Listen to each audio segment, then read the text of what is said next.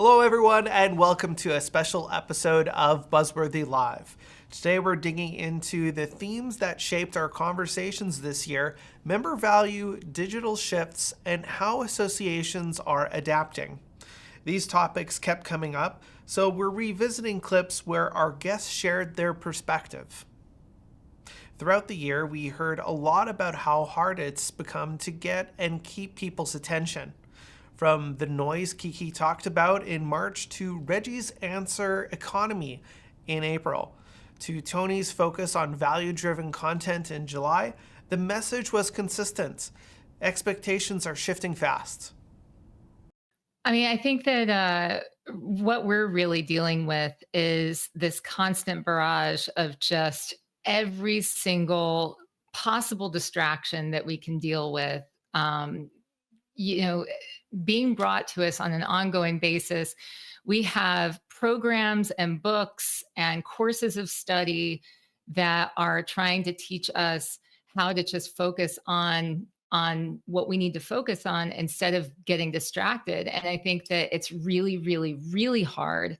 I can't even emphasize that enough to like break through all of that. It's more than just, the noise of other, the competition coming through. It's the noise of our reality right now that we're trying to break through. So for associations to get through, we were already struggling in association world to break through and to get people's attention and to show our value and to demonstrate that value regularly. But now it's just like, oh my God, how are you actually going to achieve this? And I think that the way to do it is we actually have to not plug things in a copy and paste kind of manner, not match everything else that's out there, but really rely heavily on those things that we are able to offer in a way. And I say it's the royal we, as like we associations are able to offer in a way that no one else can. And that is oftentimes the connection, community, the resources that are unique and different and special to what associations can offer, and communicate that so that people can partake in that value and to enjoy it. But I'm telling you, if we are starting with a rocket ship emoji, and we're going into the headline and it all looks like it's written by Chat GPT, that is not the way to do it. That's not the way. Our business models are going to have to undergo some major change at some point in time in the future, because we now have tools that will extract answers out of resources in a very short amount of time, where we can provide a different level of value for our members. But that might mean higher membership costs. That might mean some other way of subsidizing these AI related things we're doing. But the business model has to change, because our members are I call it shifting from the resources economy to the answer economy, the choices economy to the answer economy. They're experiencing that in their day-to-day lives everywhere. And obviously that expectation is going to be at their association as well. That problem solving aspect has been really helpful for us in starting to look at what can we give of value to our members that this video as a format delivery will solve, that some of our other informational outputs like an article or a conference session, we're not necessarily meeting that need. Yeah, I think it's it's a great thing to focus on. If you spend time at conferences in the association space or you read reports on the association space, there's this through line, which is always this question of engagement. Like it's this mystical thing that we're trying to solve for. And, I often say, like, solving engagement can be straightforward, and it's just simply solving, can you deliver value to people? Because to expect people to engage with a thing or with your organization without thinking about value first, it ends up being a bit of a conundrum, right? Because you need one to have the other. Exactly. I mean, it was in the past, we need a video for this, or this would be a really great video. And that was us thinking, oh, this will solve all members' problems. We're throwing spaghetti at the wall. We're telling everybody what they want to hear. And we know, all the people want the same thing. So this video is going to answer all of their needs. And of course, that's not the case. And so we really need to kind of take a step back and listen to our members, because not every video is going to speak to every member, not every form of a video or format channel. I mean, folks are on TikTok, or folks are on YouTube, or folks are on streaming services, and we have to be able to kind of adjust the messaging at the end of the day to those audiences in those different kind of playgrounds. Tony talked about how important it is to listen before you create. Later in September, Amanda took the same idea into program evaluation. How associations can look at their programs with the same clarity and know what's working and what might need to change. And that's exactly where our conversation started. I think a lot of folks will find it relatable that one of the toughest things for an association to do is knowing when to let go of something, a favorite program, something that maybe someone on the board is particularly attached to. Traditionally, that can be something like a publication, for instance. But in your case, how do you decide when a long-standing program needs to evolve or even end?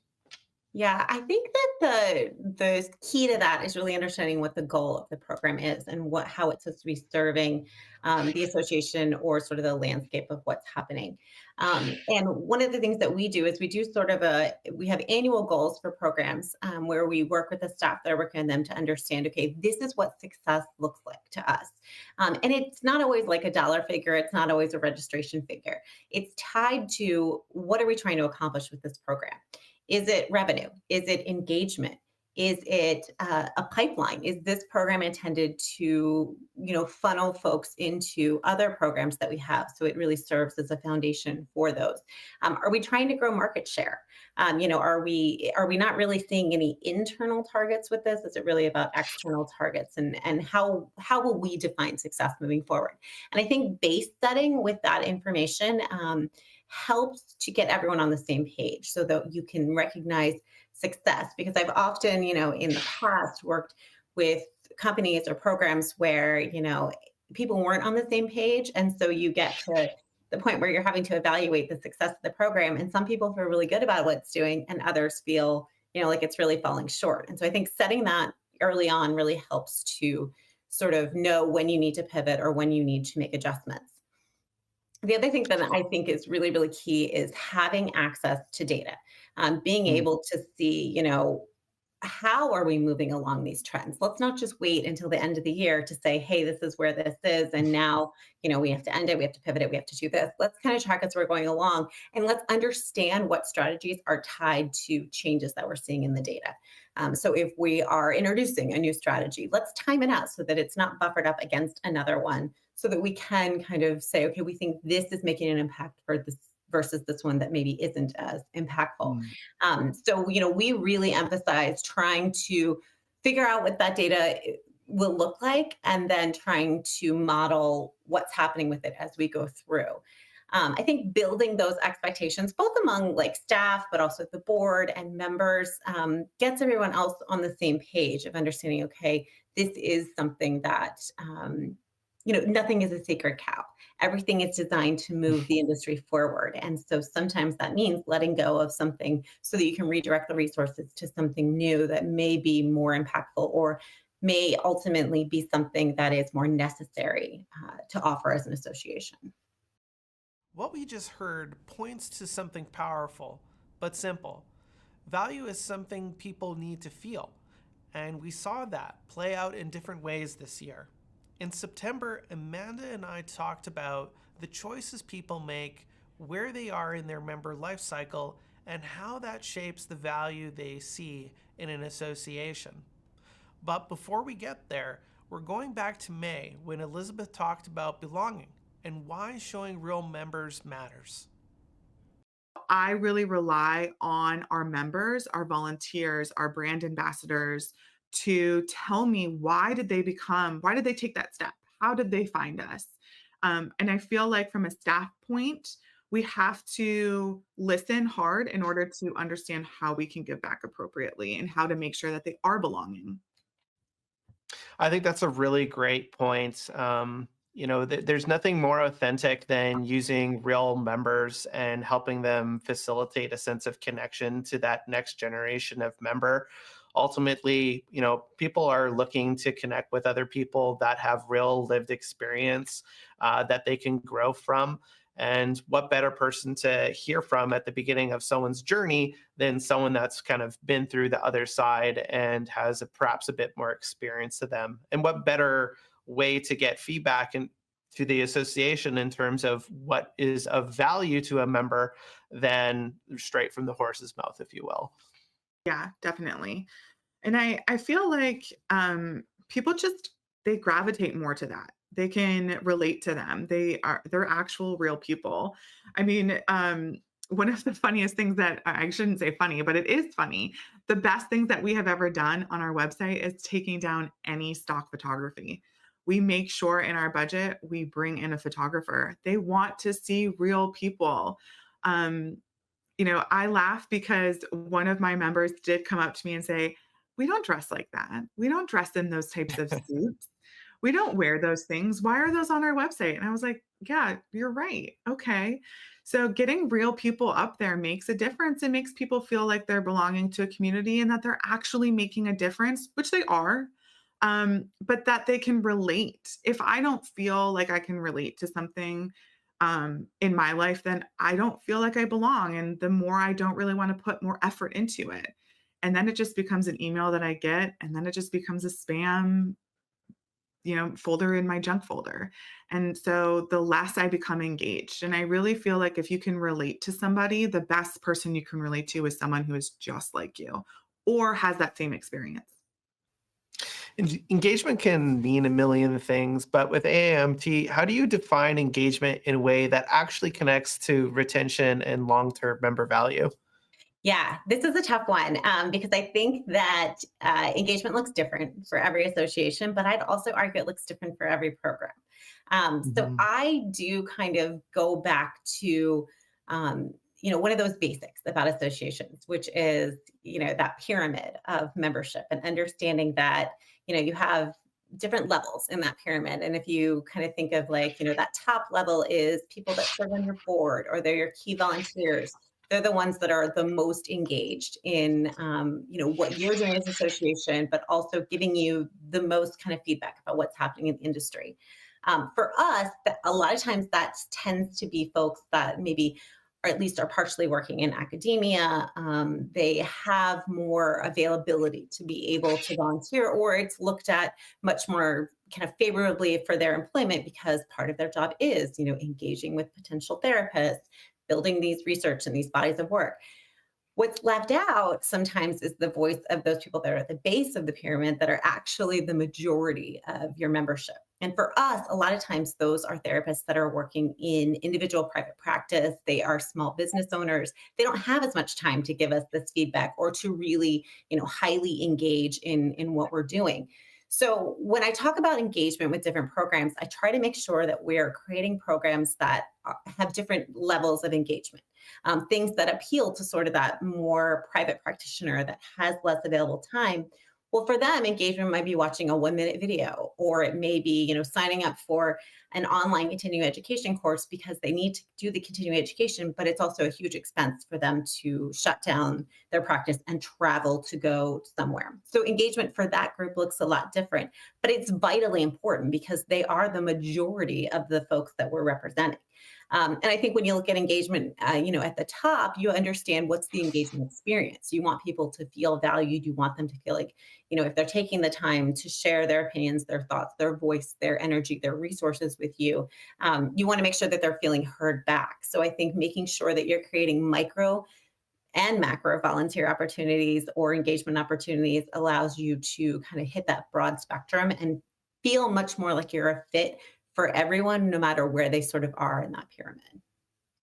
I think that's a really great answer. I often say that value is the precursor to engagement, where, perhaps people could get fixated on this general idea of engagement and increasing engagement. But we all have to kind of remember that, we're human beings, we're animals, and you see people engage with things that are of value to you. So for you to take a step back and look at it on that level, I think is just incredibly important to actually move the needle in terms of engagement. Yeah, I think it's important for us to recognize that sometimes membership is sort of a pipeline. Mm. There you can dabble in an experience with an association, or you join an association, when you're in college or you're in graduate school because you think it's a field you want to go into. And oftentimes membership in an association is much less expensive when you're at that level. So it's easier to say, I can dip my toe in and get an idea of sort of, what's going on. And maybe it leads to me making a connection to find a job when I'm out of school, or it leads to me finding a mentor or, something like that. But when you are further in your career and it's more expensive to engage with an association, you have to have, like you said, that value add in your head. You have to feel like this is worth what I am investing in and I'm getting it back. And so I think, looking at the whole life cycle of one of your members' careers and understanding like where are their pinch points, where are the places where you're seeing membership fall off, and could that be a possible reason? Are you, overlooking a gap where, the resources that you offer or the place that they're at doesn't align with the way that you have your sort of membership journey mapped out? And does that create an opportunity there to be able to target a program at that, or repurpose content in a way that meets those members where they are in their current kind of space? Amanda made an important point. People engage differently depending on where they are in their careers and what they need from you. In October, we heard a version of the same idea when ACOFP looked to students to understand how to reach the next generation. That work led to a think tank and eventually a campaign shaped by future members. And then from that think tank event, it culminated into students presenting Shark Tank style pitches for how to encourage those at a high school or college level to consider a career in family medicine.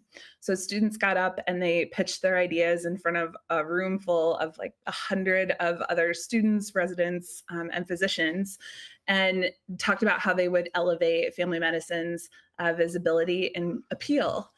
That is where the concept for Family Physicians Do More was really born. That was the winning concept. But the really incredible part about that experience was that we took aspects from every pitch and integrated it into that campaign. So if you go to the site, familyphysiciansdomore.org, you will see an interactive quiz. It's sort of meant to be fun, sort of BuzzFeed style, like if you're a good fit for family medicine. We've also launched a social campaign that focuses on busting some of the myths that surround family medicine, such as it's not as prestigious as a specialty, you can't make as much money, things like that. And then also a home for all of those research articles that we talked about. We uploaded all of them as well as the students' findings there to that site.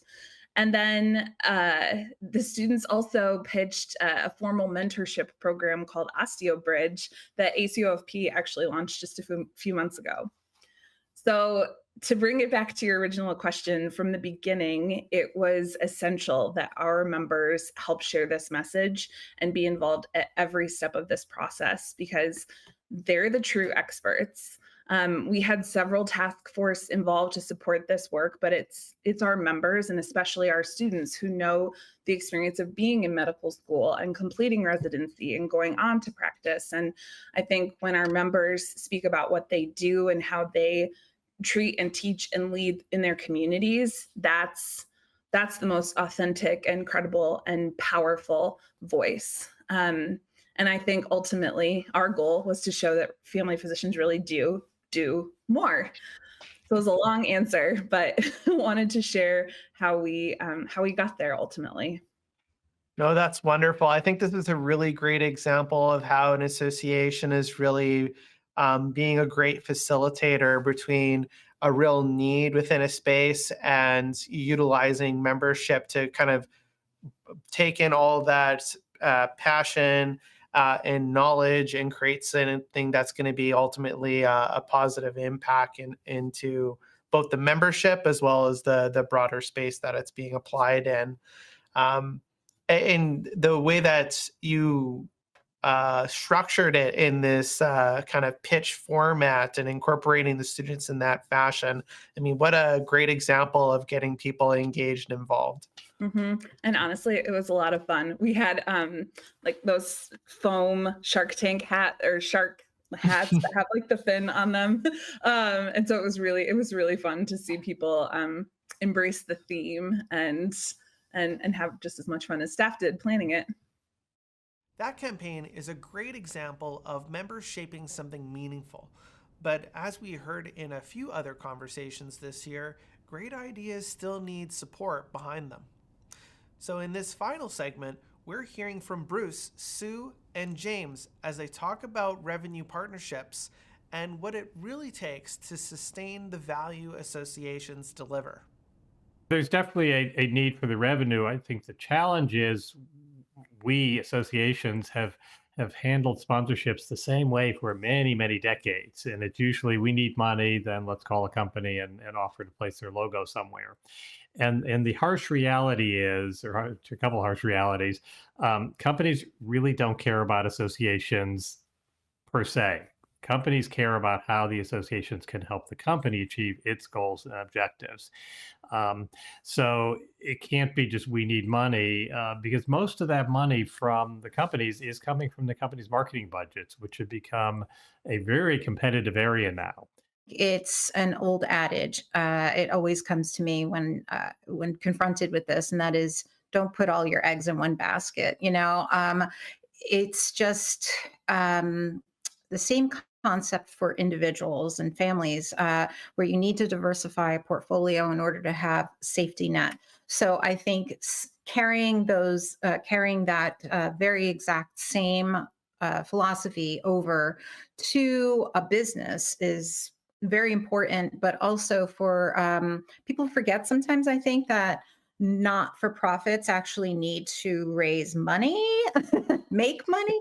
And so it's I think people think not-for-profit means, oh, they don't have to make any profit. That's not true. Meaning they have to make revenue. They can't make anything above that and pocket that, of course, but it's about making revenue. So diversification is a philosophy that I have brought to ASAE, but also my colleagues and I are simpatico on that same exact philosophy. We do believe that you can't just market to get people to attend an event or buy a book. You can't just market to get somebody to join your association. You also need to tap into organizations and companies that are ready, willing, and able to want to get in front of your members. And so with that philosophy in mind, my colleagues in our partnership department at ASAE, led by John Bacon, have really teamed up to really do a lot of cross collaboration, regular meetings, and things that we do to strategize on new ways that we can generate revenue for our association. People want to connect. That's been true about associations since old coffee houses or people go to bar. People want to connect and they like and shared interests. So that shouldn't be new. We come together, we create community, right? That's true about association. Second thing we do is we create knowledge and discourse to further that community. Because if you focus on the value creation that people need to solve the problem so that they can do their jobs really well, what we see is two shifts. Membership becomes an outcome of great experience, and revenue is also an outcome of great experience, but the revenue becomes diversified over time. We could have just made a video on a cell phone, and we could have done really simple edits to it and still posted it, and that could still have impact because those stories still have meaning. And I think that's what we've been learning along the way. And the more content that we can have, the better. Emily said it well. When content connects, it strengthens everything around it. And in August, we heard how that ties directly to member value, engagement, and the pressure on traditional revenue sources. By nature, every association needs some degree of non-dues revenue in order to survive, let alone thrive. And so they're always looking at how can they grow this. But if you look at how they're doing, what I would call member value, which is, are you getting the engagement that's going to drive the revenue? Some of those older solutions like magazines and their annual conferences are feeling some pressure. And so they're feeling the need to find something that will improve the business model and not be so reliant on the annual conference as their major funding opportunities. As we pulled these moments together, a clear theme emerged. No matter the topic or the guest, everything came back to value, creating it, communicating it, and making it easier for members to feel it. When your content connects and your experience resonates, everything gets clearer. Engagement, retention, and even revenue. If you want a simple way to put that into action, our digital member value audit is open. It's a quick, free check-in on how well your website is delivering value and where you can strengthen engagement and revenue online. You can sign up at tailwinddigital.com/audit. We'll be back in January with new topics, new voices, and more momentum for the year ahead. Take care, and we'll see you on the next episode of Buzzworthy Live.